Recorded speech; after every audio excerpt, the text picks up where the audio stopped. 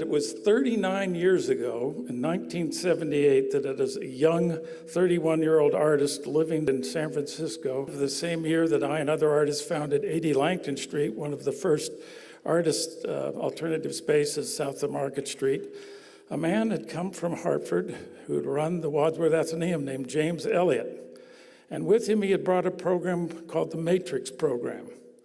And that Matrix program was started here at the Wadsworth Athenaeum Museum, and over the years it's been in play. There have been over 1,000 artworks shown by 160 different artists. And when Elliott came to the Bay Area, he became the new director of the UC Berkeley Art Museum, and in a bold move, he appointed 4 young curators, none of whom were older than 34 years, and he established a Matrix program there in the Bay Area.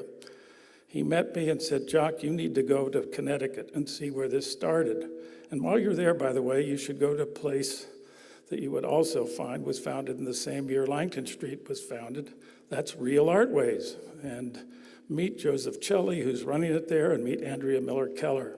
So it was 39 years ago I flew into this city and met both those people. It was an amazing experience. It immediately set up friendships and collegial relationships with those two institutions that have endured to this day. I also came out to Connecticut to visit the Yale University Art Gallery the first time and the Yale School of Art because I was also a young professor teaching in the arts. When I went down to Yale, what I also found was that the Yale Art Gallery had been founded by a living artist. And it was none other than, since we've just had veterans on stage, the great veteran patriot artist, Colonel John Trumbull, who was the son of the Connecticut governor. And not everybody knows that he was the first governor to break openly with the British. And John Trumbull, of course, was the artist who documented our great Revolutionary War victory over the Brits that freed us to be the nation we are today. And his paintings reside at Yale, where he founded the Yale University Art Gallery in 1832 and taught for 10 more years until he died in his early 80s. He and his wife are actually buried under our building, so we claim the longest artist in residence in America.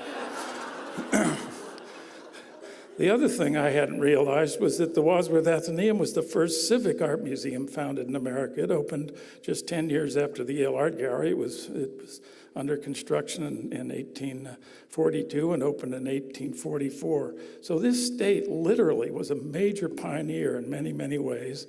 And also the Yale School of Art was the first art school at any college to open. It was created and founded during the Civil War, believe it or not, and opened in 1866.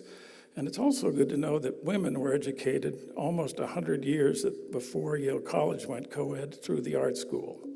So this university and this state capital have really had a big, big role in pioneering the arts. And one of the things I have to say, living in New Haven, it has just been a joy for me to work there almost 20 years now and to collaborate with, in a sense, the partner kind of institution that Real Artways was to the museum here, or that Langton Street was to the Berkeley and San Francisco Museum, and that's with Art Space, our great interdisciplinary space that's celebrating its 30th anniversary. We also collaborate with the Festival of Arts and Ideas, and all of us as a teaching museum who work together enjoy our role educating people from all walks of life, and as many school children and teachers who want to come to our museum. It's also, I think you all know, it's important that so many of our resources are offered free to the public now, not charging people $25 a ticket and all kinds of other charges. It's an important thing to be free and to share. I just want to say